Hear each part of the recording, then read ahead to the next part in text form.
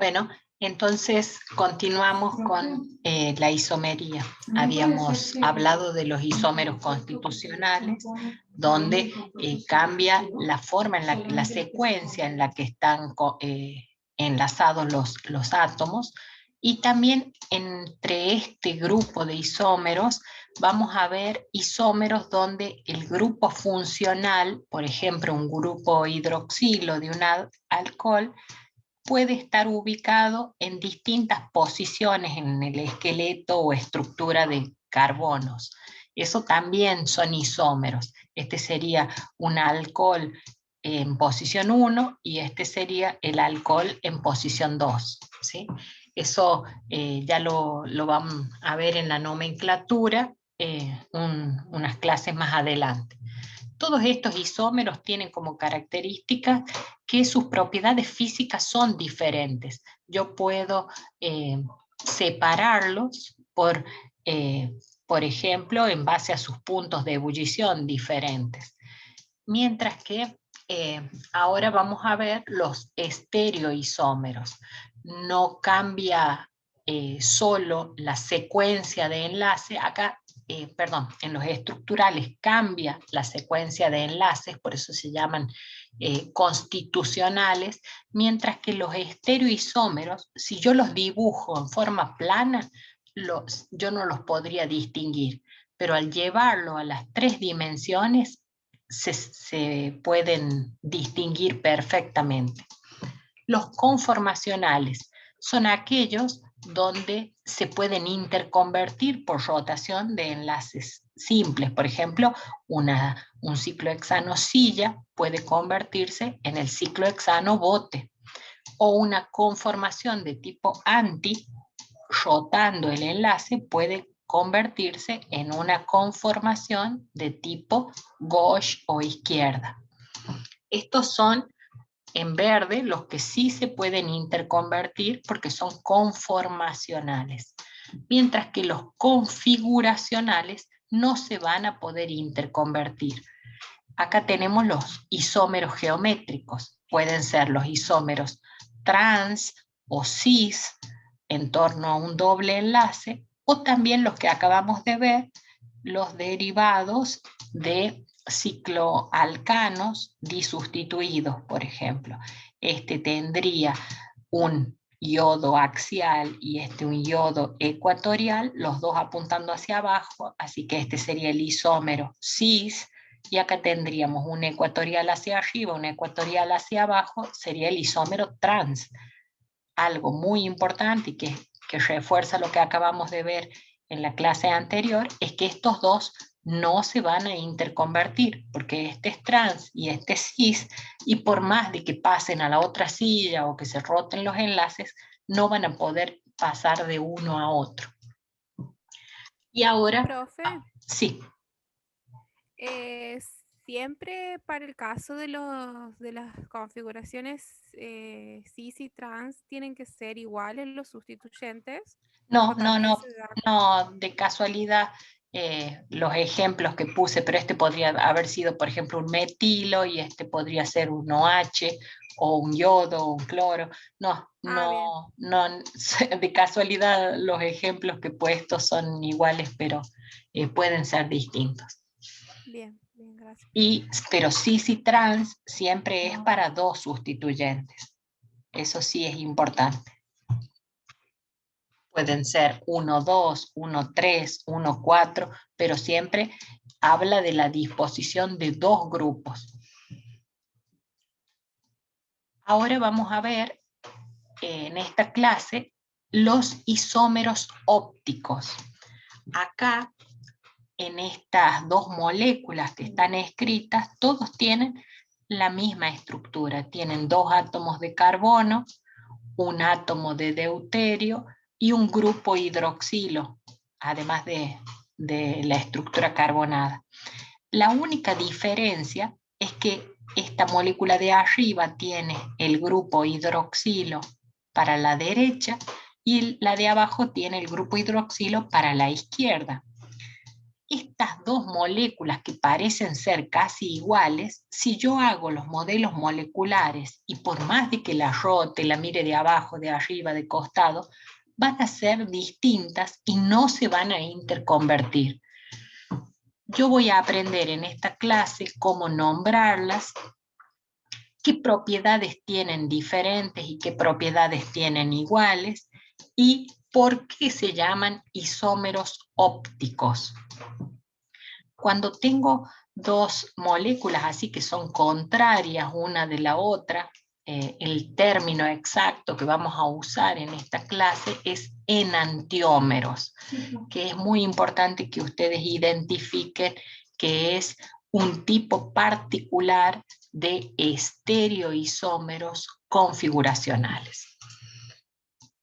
Lo importante es que sí vean que todo lo que es configuracional no se interconvierte por rotación de enlaces, mientras que lo conformacional sí. Eso es como el resumen de esta lámina. Y que también los estructurales obviamente no se interconvierten.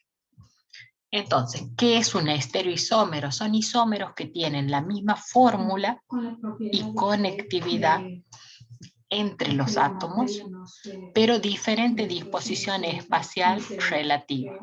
¿Sí? Es una rama de la química que estudia a los estereoisómeros.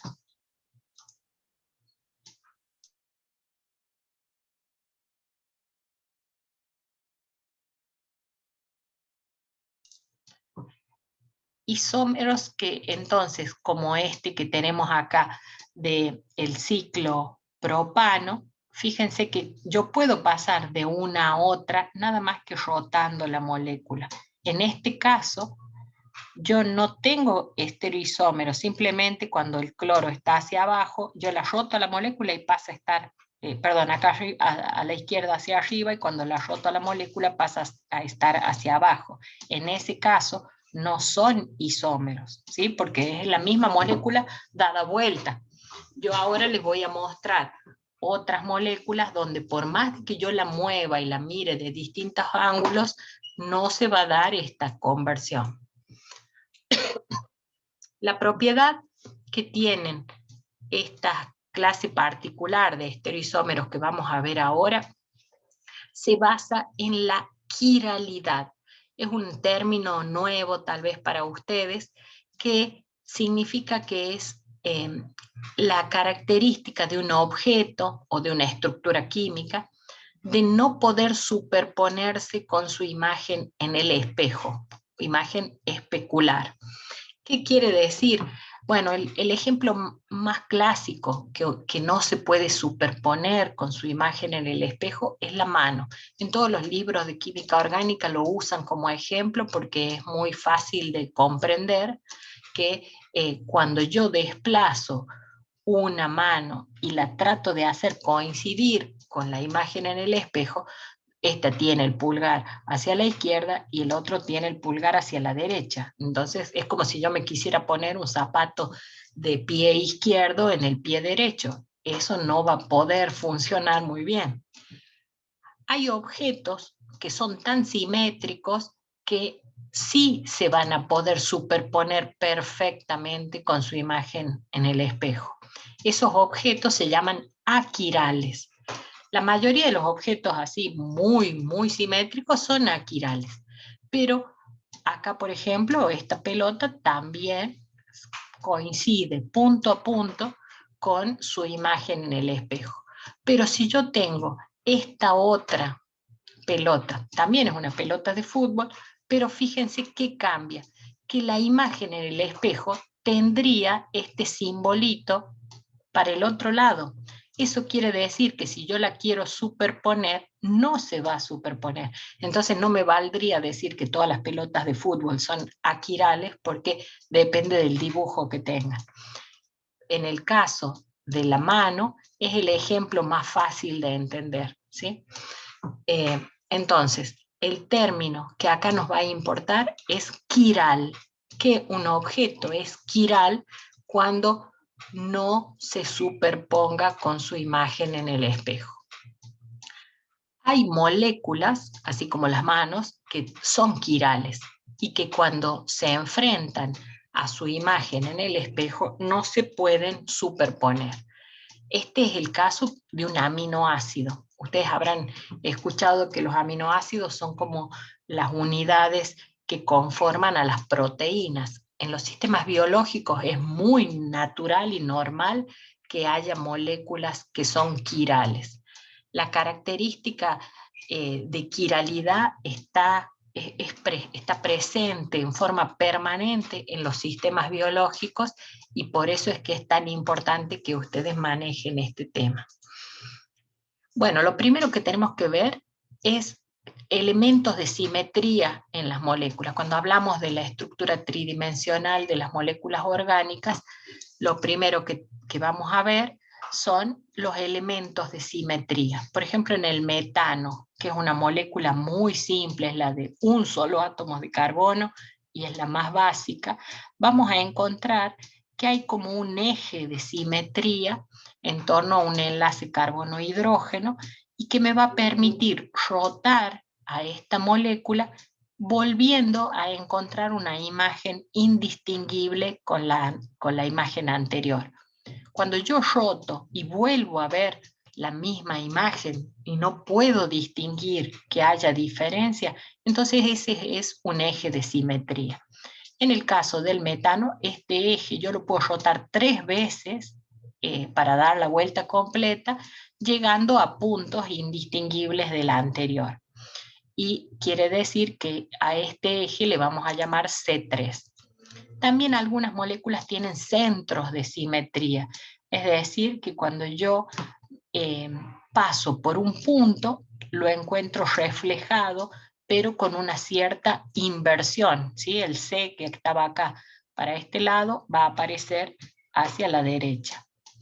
Eso sería un centro de simetría. También hay planos de simetría. Por ejemplo, ustedes saben que dicen que la belleza está relacionada con el grado de simetría de un rostro y que han hecho consultas, han hecho encuestas para ver qué característica común tienen los rostros que son más atractivos para las distintas civilizaciones o razas, por decirlo así, occidentales y orientales, y encuentran que cuanto más simétrico es un rostro, más bello. Bueno, ¿qué quiere decir que sea simétrico? Y que haya como una reflexión perfecta de un lado y del otro. Si tiene un ojo más caído de un lado y más alto del otro, la ceja torcida, va a querer decir que no es tan simétrico, o la nariz más gorda de un lado que del otro lado, y va a perder un poco los caracteres de belleza. Las moléculas igual tienen un plano de simetría, es decir, que yo tengo que ver cómo se refleja de un lado lo que hay del otro, y la distancia que tiene un determinado elemento del rostro de un lado tiene que aparecer del otro. Lo mismo acá en este ciclo butano, que tiene 2 grupos metilo, que son cis, porque están del mismo lado, los 2 hacia arriba, donde está el plano de simetría, y puede dividir a la molécula, o también puede haber un plano de simetría que contenga a los metilos y a los carbonos que los contiene. Es como que hay varios, puede haber varios planos de simetría. Acá no está dibujado, pero no es solo ese que divide a la molécula por el medio en esa forma, sino también uno que contenga así en forma plana a los 2 carbonos, ¿sí? Quiere decir que puede haber más de un elemento de simetría en la molécula.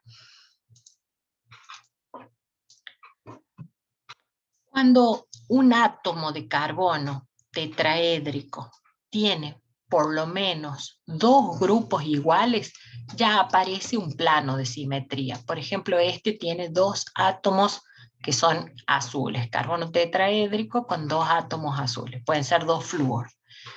Quiere decir que yo voy a encontrar un plano de simetría donde la reflexión de este flúor para este lado aparece para el otro.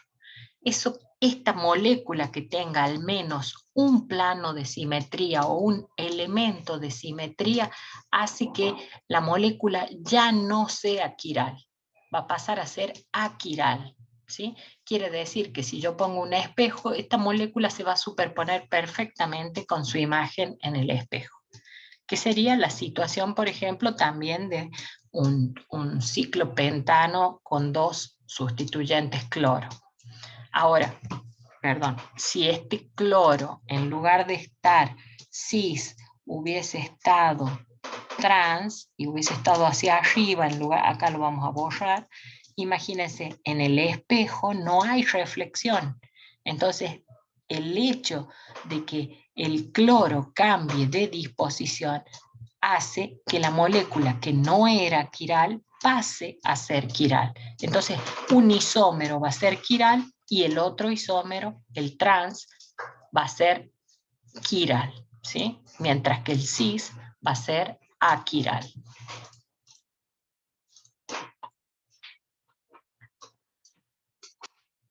Cuando yo tengo un carbono con 4 sustituyentes diferentes, va a ser quiral, es decir, que no se va a superponer con su imagen en el espejo. Fíjense que del lado que acá tengo el azul estaba el verde, del lado que estaba el azul está el verde, ¿sí? Por más de que los otros dos sí coincidan, con que se cambien estas dos partes ya es suficiente para decir que esa molécula no se puede superponer con su imagen en el espejo. Entonces, ese centro quiral es el carbono tetraédrico que tiene 4 sustituyentes distintos. Es lo que le llamamos, a partir de ahora, estereocentro. Bueno, ¿y por qué es importante conocer la disposición en el espacio de los átomos y las 3 dimensiones de una molécula?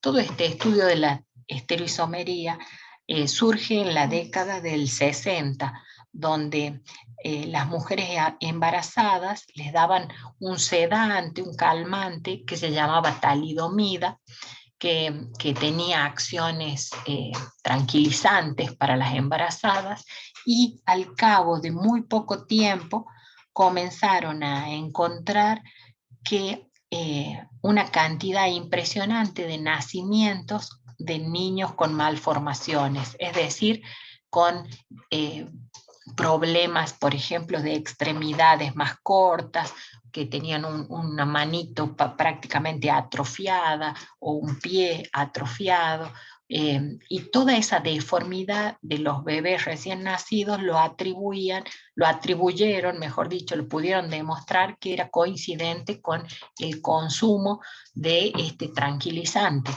Pero no era la molécula pura, el isómero tranquilizante, sino que el que tenía los efectos adversos teratogénicos, que es así cuando se producen mutaciones en el feto, era su isómero. Es decir, se estaba vendiendo la mezcla de los 2 isómeros como el producto farmacéutico, y solo uno de ellos tenía propiedades benéficas para las embarazadas, y el isómero contrario, que tenía una distinta disposición en el espacio. Si yo las dibujo planas, las moléculas son idénticas, pero esta tiene todo este grupo hacia arriba y esta tiene todo este grupo hacia abajo.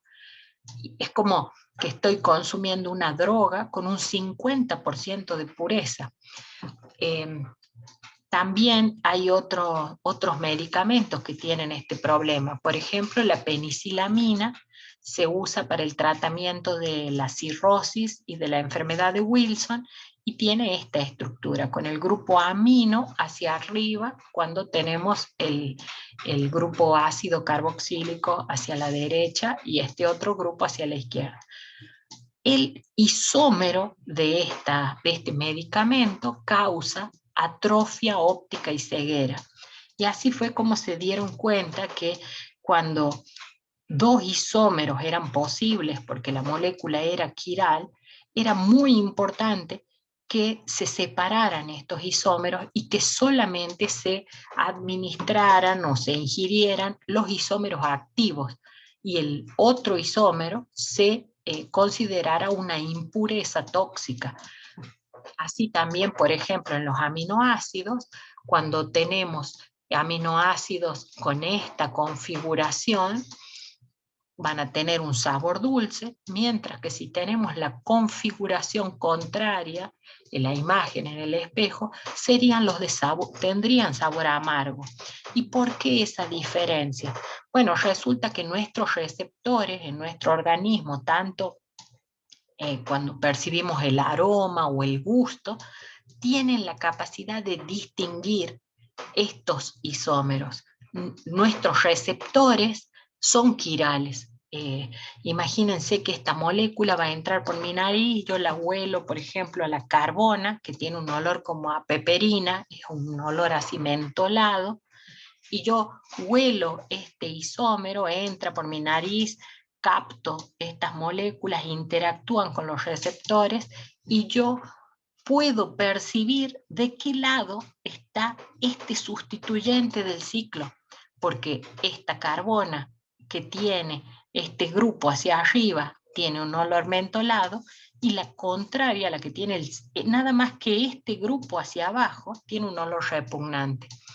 Lo mismo, cuando yo percibo el sabor de los aminoácidos de la serie D, los encuentro dulces, y si pruebo los de la serie L, los encuentro amargos. Entonces quiere decir que aunque yo no sepa mucho de estereoisomería, voy a tener en mi organismo receptores quirales que van a ser capaces de distinguir de qué lado se encuentran los grupos funcionales.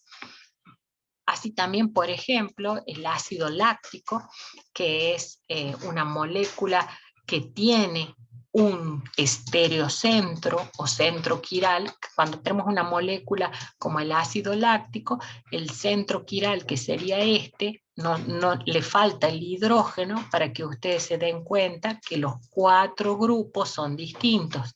Tiene un metilo, tiene un hidrógeno, tiene un grupo hidroxilo y tiene un grupo ácido.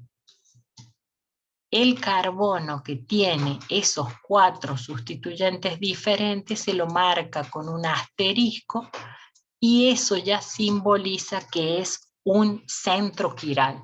Quiere decir que va a haber un ácido láctico donde este hidrógeno esté hacia arriba, y va a haber otro ácido láctico enantiomérico, que va a ser como la imagen en el espejo, donde tenga ese mismo grupo hacia el lado contrario. El ácido láctico es una molécula quiral, y ustedes habrán percibido cuando hacen mucha gimnasia y ejercicios anaeróbicos que se acumula en el músculo, que parece que arde de tanta ejercitación. Bueno, esa es la molécula que se forma en el organismo, y el organismo lo reconoce. Y también el ácido láctico está, por ejemplo, en yogures. A ver si está acá. Ahí está. Esa sería el estereocentro, que va a hacer que el ácido láctico se encuentre en 2 posibles formas quirales, 2 isómeros. Cuando tenemos así que uno es la imagen en el espejo del otro, la forma en que los vamos a distinguir o que lo vamos a decir es que son enantiómeros. Esa palabra está hablando de que uno es la imagen en el espejo del otro. Una característica muy importante de los enantiómeros es que todas sus propiedades físicas comunes, como punto de fusión, punto de ebullición, densidad, color, solubilidad en agua o en solventes aquirales, van a ser idénticos. Entonces, yo no lo voy a poder distinguir midiendo el punto de fusión, ¿sí? Ahí está el estereocentro. La producción del ácido láctico también ocurre por fermentación de la lactosa con los lactobacilos. Por ejemplo, cuando se elabora el yogur. Entonces, el ácido láctico es uno de los ejemplos más típicos de que se pueden encontrar los 2 isómeros en la naturaleza, tanto en la fisiología del organismo, como les mencioné, cuando uno hace gimnasia o musculación, y la otra por la fermentación de la lactosa, de leche, de lácteos, por acción de los microorganismos. Lo que vamos a ver ahora es cómo representarlo al estereocentro. Recuerden que hablo de estereocentro diciendo que es el carbono tetraédrico que está unido a 4 grupos diferentes. Y lo que yo tengo que aprender a dibujar ahora es cómo representarlo en lo que le vamos a llamar proyecciones de Fisher. Fisher propone que en lugar de escribir las cuñas y la línea cortada, yo voy a representar con 2 líneas directamente y la intersección de esas 2 líneas perpendiculares va a denotar el estereocentro. ¿Qué ventaja tiene? Y yo no le veo demasiadas ventajas en una molécula así tan pequeña que donde me cuesta lo mismo dibujar la cuña que la línea cortada.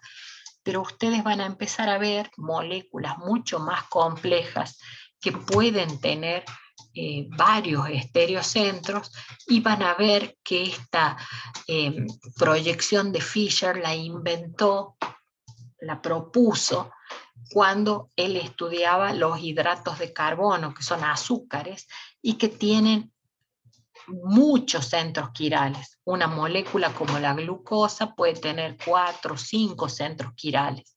Entonces, por eso es que pasa a ser muy útil esta forma de proyección. Lo importante en Fisher, y que eso es lo que se les tiene que grabar, es que lo que está en la línea horizontal, los 2 grupos que están en la línea horizontal están saliendo, están como para mi lado, para el lado del espectador, ¿sí? Saliendo hacia adelante, mientras que lo que está en líneas verticales es lo que está hacia adentro de la pantalla, ¿sí? Entonces eso es importante que ustedes se imaginen que la línea horizontal son las 2 cuñas y que las líneas verticales son las líneas cortadas, ¿sí? Esa es la forma que vamos a tener que imaginarnos ya cuando veamos estas proyecciones de Newman.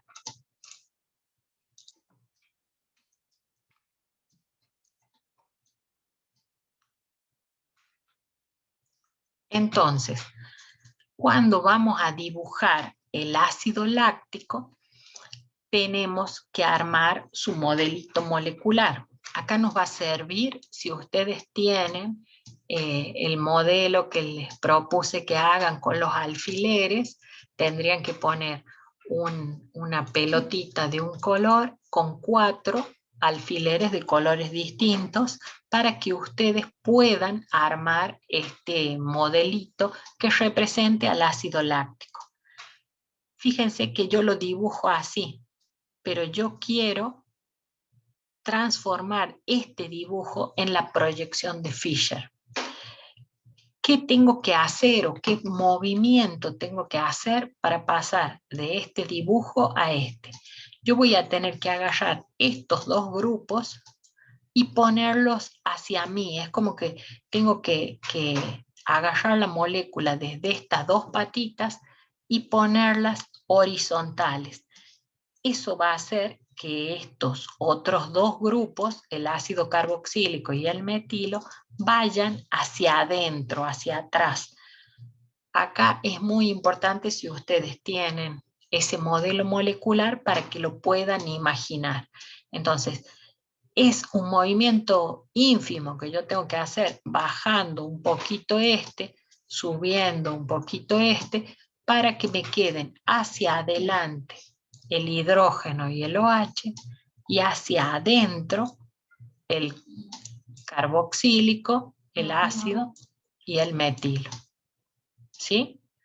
Inténtenlo si tienen el modelo molecular para que puedan ver si les resulta sencillo el pasaje de esta proyección de cuñas y líneas cortadas hacia las proyecciones de Fisher.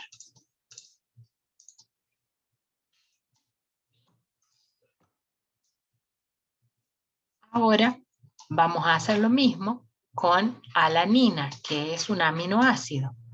Vamos a tratar de dibujarla en la proyección de Fisher. Para eso, estos dos grupos vienen hacia adelante y estos dos grupos se van hacia atrás, ¿sí? Para nombrarlos, yo voy a usar una nomenclatura especial. Voy a aprender a nombrar este estereocentro y las dos opciones de nombre que van a aparecer para cada carbono quiral es R o S. Para poder asignarles ese nombre y, por ejemplo, decir si acá es R o S para alanina o ácido láctico, vamos a usar la siguiente forma, la siguiente nomenclatura. Vamos a dar prioridades a los grupos según criterios que ya vamos a mencionar y los vamos a acomodar ubicando el de menor prioridad, el número 4, hacia atrás. Vamos a poner 1, 2 y 3 como un volante hacia adelante y vamos a ir del 1 al 2 y al 3 sosteniéndolo por el 4. Si este giro me da antihorario, es decir, en contra de las agujas del reloj, se va a llamar S. Mientras que si el giro de 1, 2 a 3 va a favor de las agujas del reloj, se va a llamar R. Entonces, la única clave para hacer este movimiento es que ustedes agarren el modelo molecular desde el de menor prioridad, lo tienen hacia atrás y van a mover 1, 2 y 3, yendo desde el 1 al 2 y al 3. Y esto me va a permitir como girar el modelito y ver hacia qué lado giran 1, 2 y 3. Entonces, yo ya sé cómo hacer ese giro. Ahora lo que tengo que elegir son las prioridades. Acá tengo la primera estructura. La prioridad la van a dar los números atómicos de los átomos enlazados directamente con el carbono. Este es un oxígeno, este es el oxígeno, el carbono, el deuterio y el hidrógeno. Acá, deuterio e hidrógeno empatan en número atómico Z igual a 1.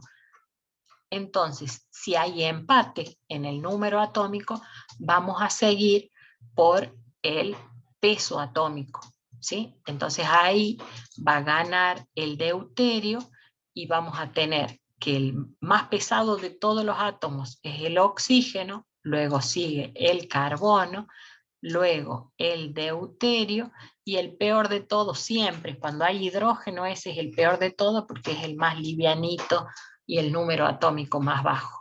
Entonces, ¿qué me daría?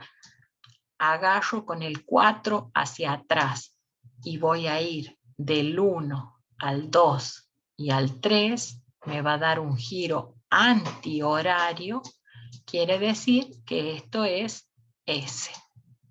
¿Está bien? ¿Se entiende?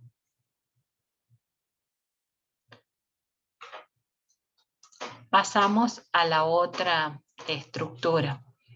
Si no entienden, es ahora el momento de preguntar. Pasamos a la otra estructura. El más pesado de todos los átomos, el oxígeno, va a ser el 1, el peor, más liviano, va a ser el hidrógeno, va a ser el 4, y acá tenemos empate en los carbonos. ¿Cuál de los dos carbonos va a ganar? Bueno, cuando hay empate, vamos a ir punto a punto hasta lograr el desempate. Entonces vamos a ir a lo largo de la cadena hasta encontrar el primer punto de diferencia. Acá tengo carbono, el que sigue es carbono. Acá tengo carbono, el que sigue manteniendo el empate es carbono. El que sigue es hidrógeno y acá el que sigue es, oxígeno y el que sigue acá es hidrógeno. Entonces, este gana frente a esto. Entonces, este sería el 2 y este sería el 3. Entonces vamos del 1 al 2 y al 3 y tenemos un giro horario. Entonces, ¿qué letra va a llevar? R, ¿sí? ¿Está bien? Seguimos entonces a lo largo de la cadena y vamos a ver qué pasa cuando tengo que carbono sigue carbono y carbono sigue carbono. En este empate, ¿cómo hago para desempatar? Bueno, acá aparece un elemento diferente que es un enlace doble. Cuando yo tenga un enlace doble, como sería un alqueno, tener un enlace doble carbono-carbono es como si el carbono en realidad estuviese enlazado a dos carbonos. Entonces acá va a haber un punto de diferencia donde este grupo va a ser más importante, este va a ser el 4, este va a ser el 1 y este va a ser el 3. Entonces voy del 1 al 2 y al 3, tengo el 4 hacia atrás, entonces esto va a ser R. Y acá, ¿qué cambió? Y acá lo que cambió es que tengo el hidrógeno hacia adelante y el 4 no tiene que estar hacia adelante, tiene que estar hacia atrás. Cuando el 4 está hacia adelante, es como que yo estoy mirando la molécula por atrás y yo la tendría que mirar desde adelante. Entonces, como una reglita fácil de seguir, yo lo que les recomiendo es que asignen las prioridades, 4, 1, este sería 2 y este sería 3, hagan del 1 al 2 y al 3, y si les da que es R, si yo lo estuviera mirando del lado contrario, me daría S. Entonces esto es S. Hagan 1, 2, 3, si les da R, ponen S. Ponen la letra contraria cuando el 4 está hacia adelante. Esa es la forma más simple. La otra sería que tengan la posibilidad de mirarlo desde el lado contrario, de dar la vuelta e ir a mirar de adentro. ¿Se entiende? Entonces, para usar esta información, vamos a tratar de decir, para el caso del ácido láctico y de la alanina, quiero que ustedes me digan si eran R o S. Entonces acá, ¿cuál es el de mayor prioridad para el ácido láctico? El hidroxilo. Sí, es el hidroxilo, pero le vamos a decir el oxígeno, porque vamos a ir átomo por átomo. Entonces, el oxígeno del hidroxilo. Muy bien. El de menor prioridad, si hay hidrógeno, descártenlo, sepan que no hay nada peor que el hidrógeno, así que el 4 siempre va a ser el hidrógeno.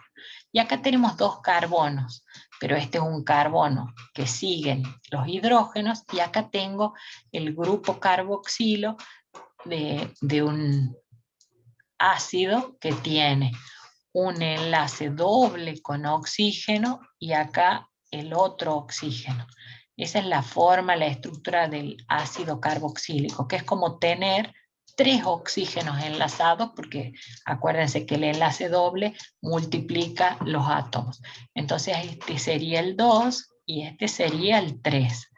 Pero tenemos el 4 hacia adelante. Entonces, cuando yo haga 1, 2, 3, me da antihorario, que es S, pero voy a escribir R, porque el 4 está hacia adelante. Y veamos ahora la alanina. Tengo nitrógeno, carbono, carbono, hidrógeno. El 1, el nitrógeno, le gana a los carbonos. El 4 es el hidrógeno, que siempre pierde. Y entre carbono y carbono, este carbono del ácido va a ser el 2 y este va a ser el 3. Pero ahora tengo un desafío, porque tengo que hacer 1, 2 y 3, pero yo lo tengo que mirar desde abajo, ¿sí? Entonces, Imagínense cómo daría si ustedes hacen 1, 2 y 3. Para eso es que es tan